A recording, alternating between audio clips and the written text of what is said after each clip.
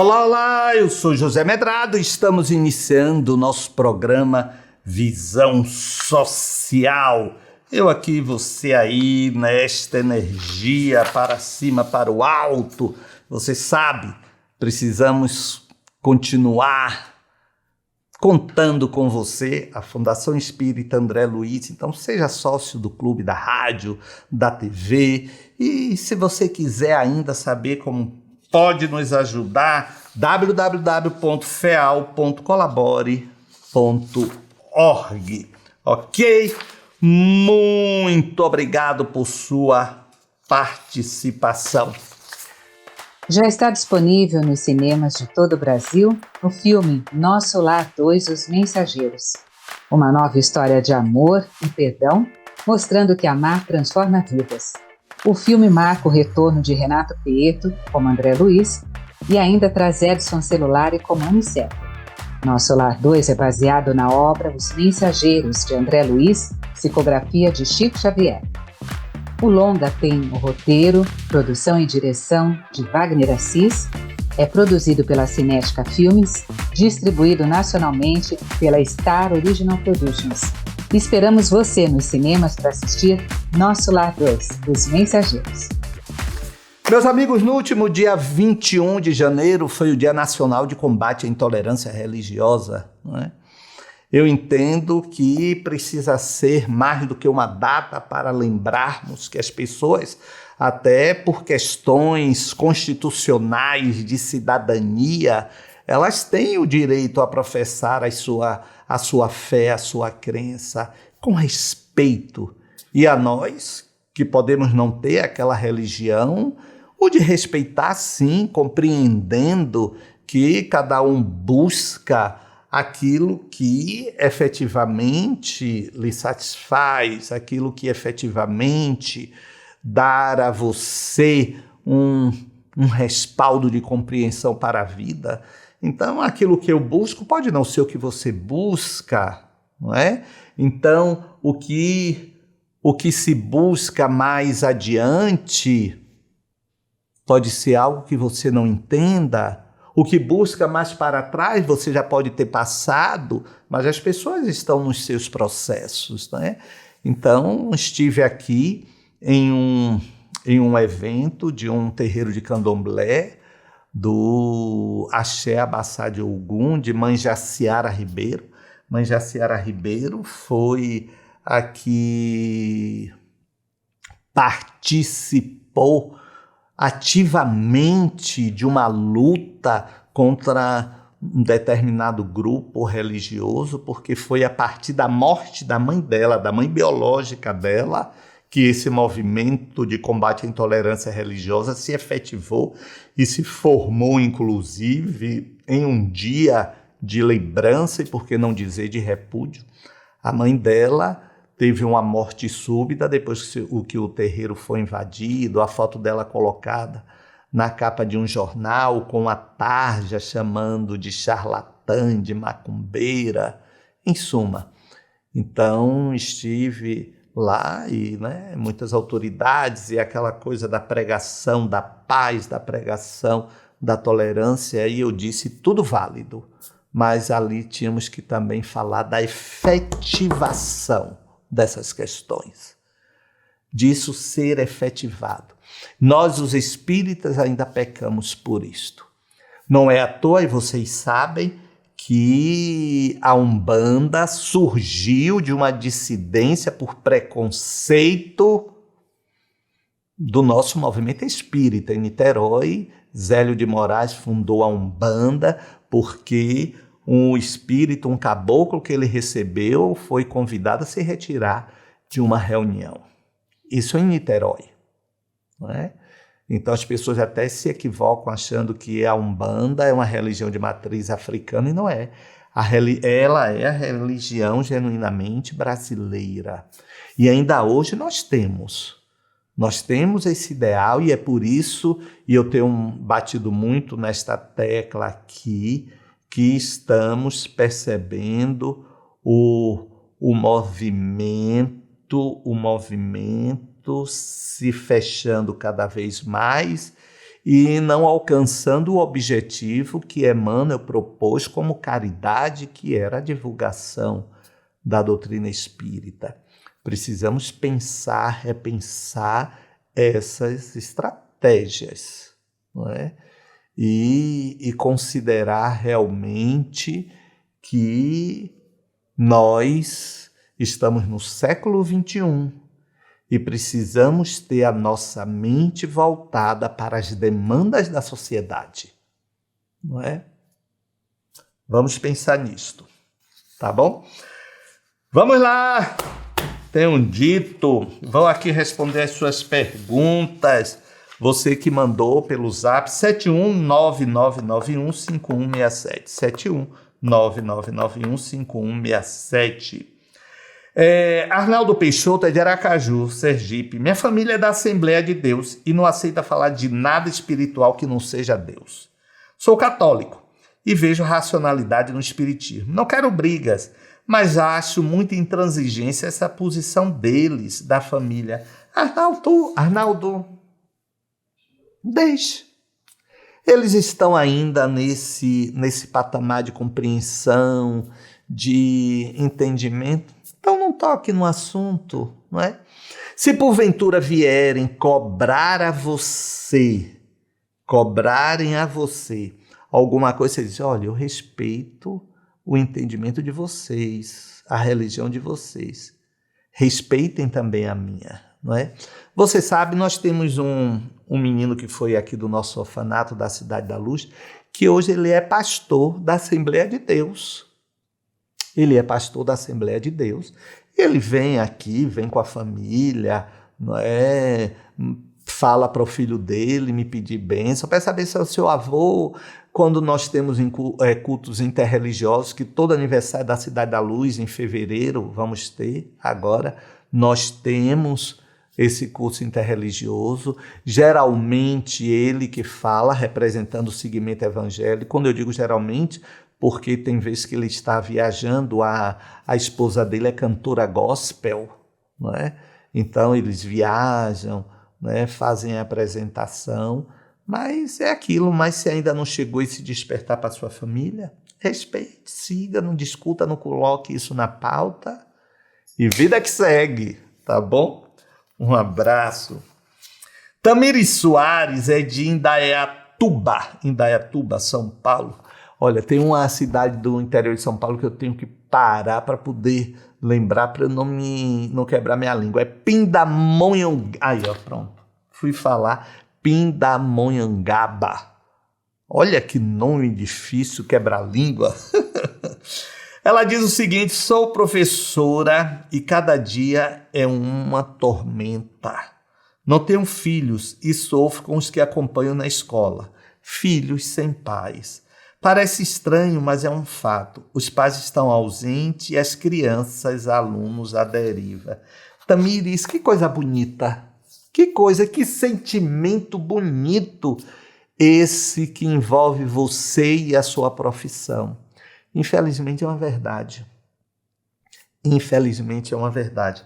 Mas olha, Tamires, não é muito diferente assim. É porque fica mais explícito. Eu não sei sua faixa etária, Tamires, mas se a gente for parar para olhar os nossos pais também não eram assim tão cuidadosos conosco, não. Não é verdade?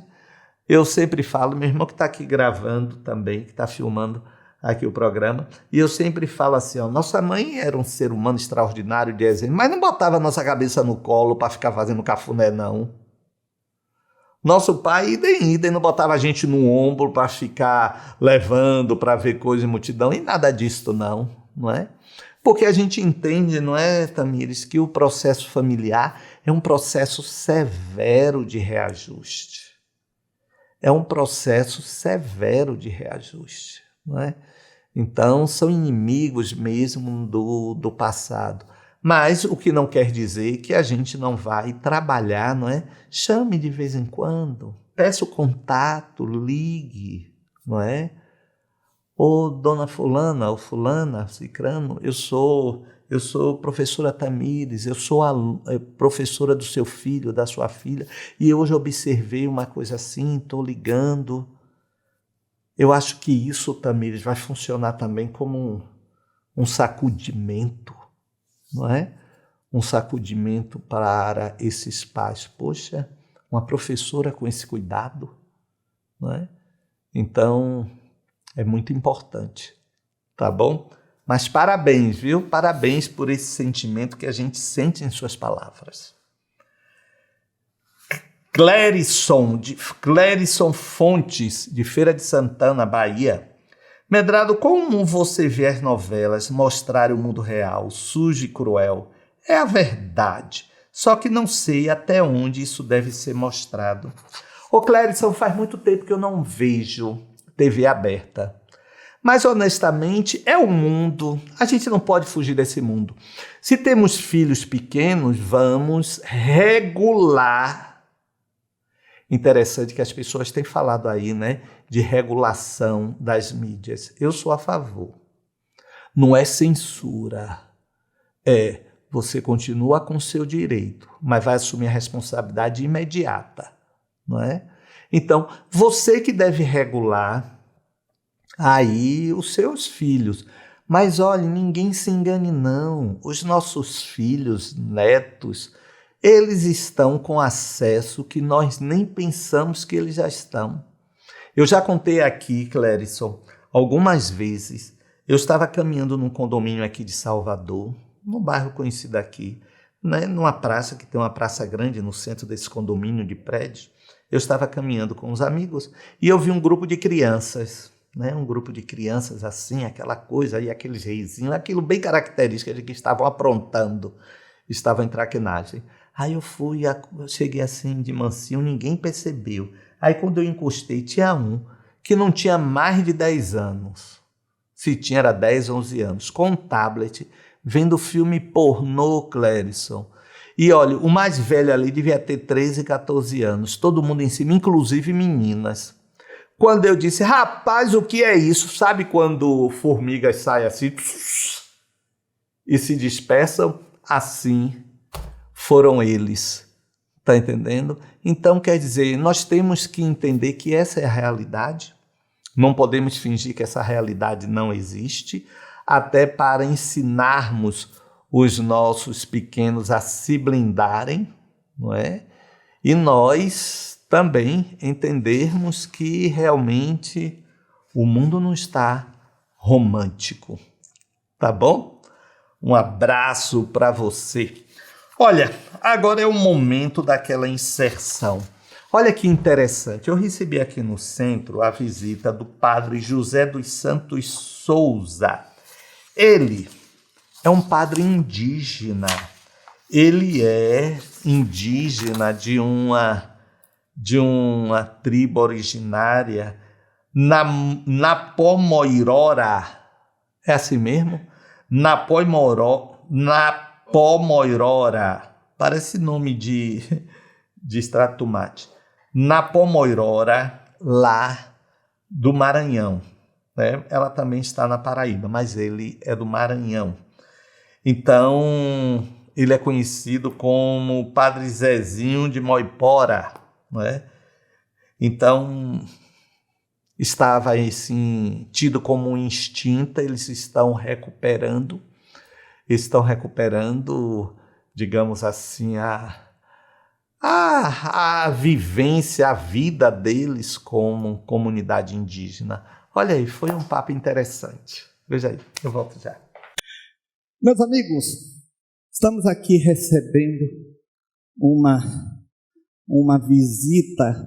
É um padre indígena do Maranhão. Vamos saber um pouquinho da história do padre José dos Santos Souza. Vem para cá, por favor, padre. Boa noite, obrigado. Obrigado, Medrado. Eu me chamo, o nome Zezinho Muipurá, sou do povo Anapuru Muipurá. Então, o povo indígena que viveu no século XVI, lá no Baixo Parnaíba, lá no Maranhão, e que hoje não é reconhecido atualmente pelo Estado. Nós somos como se fosse um povo extinto, mas nós estamos dentro das nossas possibilidades, tentando resgatar a nossa identidade. Me diga, como é que você se tornou padre? Então, eu vivi até os meus 16 anos, foi o meu primeiro universo, dentro do mato. Nós morávamos numa comunidade chamada Guaraci, município de Itapé-Curumirim, que significa Caminho de Pedras Miúdas, ou Pequenas. Uma cidade hoje com 65 mil habitantes. E eu nasci nessa comunidade chamada Guaraci. Até os 16 anos eu morava nesta comunidade. Mas, com o despertar de estudar, aos 17 anos me veio uma ideia, uma luz para me estudar para ser padre. E aí eu cheguei e disse para a mamãe, disse um dia: olha, mamãe, eu quero ser padre. Ela ficou sem dizer sim nem não. 8 anos depois, ela me deu um abraço muito solidário, muito afetivo, que eu percebi que ela queria. Então, eu decidi com 17 anos. E com 28 eu me tornei padre. Hoje eu tenho 30 anos já de ministério. A sua descendência indígena é materna ou paterna? É materna. Materna. Materna. Então, Sim. ela que tem a descendência. Então, né? Houve conflito da liturgia católica, que você deve ter também algum conhecimento, até por sua mãe, da prática indígena, não é? Então, houve algum conflito dessas duas teologias? Sim, porque sempre teve confrontos, conflitos, mas depois de várias pesquisas, em 2011, por exemplo, eu me debrucei a pesquisar mais sobre a fenomenologia da religião, fenômeno religioso. Então, eu descobri que eu preciso superar e quebrar os paradigmas que vêm como se fosse uma forma de limitar aquilo que a gente pensa, a luz, aquilo que a gente acredita. Então, eu passo por cima da doutrina. Eu não não obedeço assim A liturgia. literalmente a liturgia como. Então eu prefiro viver a minha vida de forma mais ecumênica, de forma que aqui estamos aqui no encontro ecumênico. Então eu prefiro, para viver a minha felicidade, ser feliz e viver uma vida com mais liberdade, eu preciso viver a dimensão do ecumenismo na minha vida, porque senão eu não poderia sobreviver. Mas você nunca foi repreendido por isso, não? Pela igreja?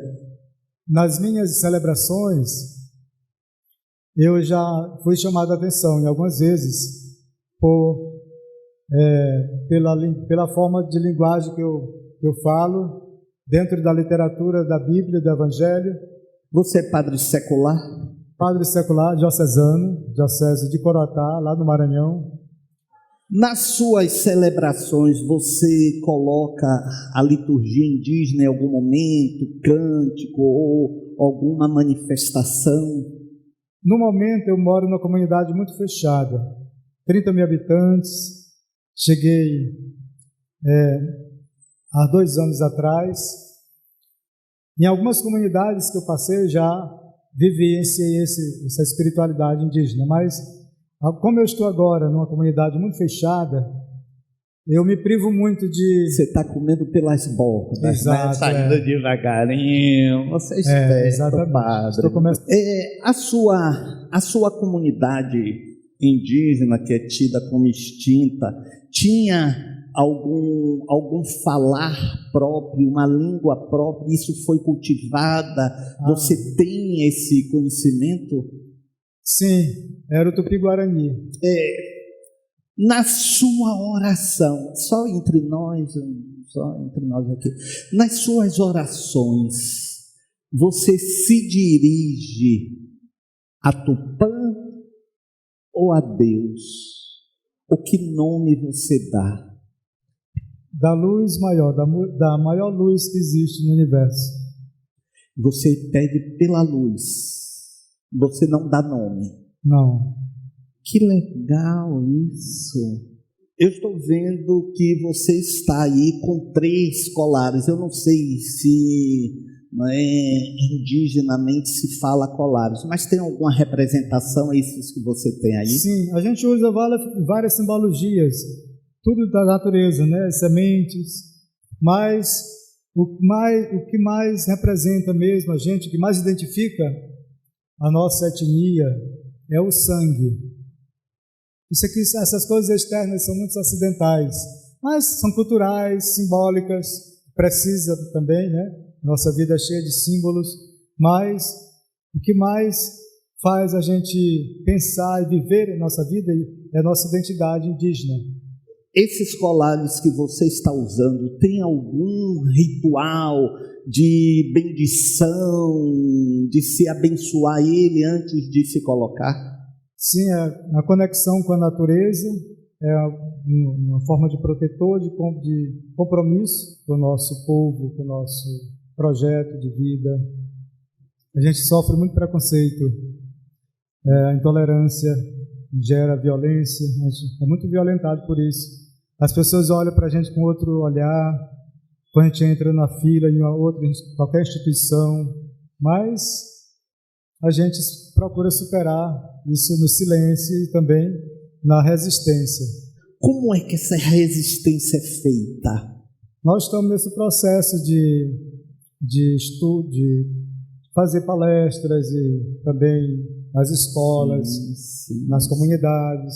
A gente faz esses trabalhos de pequenos, mas que geram muito efeito também no sentido de as pessoas começarem a entender as culturas, que o povo indígena, que é um povo que a maioria, na nossa comunidade inclusive, são indígenas, mas muitos têm medo de se identificar por causa do preconceito e tantas outras repressões. Gostaria de externar minha gratidão Pois não. a você, Medrado. Eu encerro aqui com minhas palavras de agradecimento. Água terê, água jeterê. Gratidão. Que bom. Seja bem-vindo sempre à nossa casa. Já está disponível nos cinemas de todo o Brasil o filme Nosso Lar 2, Os Mensageiros. Uma nova história de amor e perdão, mostrando que amar transforma vidas. O filme marca o retorno de Renato Prieto como André Luiz e ainda traz Edson Celulari como Aniceto. Nosso Lar 2 é baseado na obra Os Mensageiros, de André Luiz, psicografia de Chico Xavier. O longa tem o roteiro, produção e direção de Wagner Assis, é produzido pela Cinética Filmes, distribuído nacionalmente pela Star Original Productions. Esperamos você nos cinemas para assistir Nosso Lar 2, Os Mensageiros. Pois é, gente, olha, nós temos que respeitar, não é?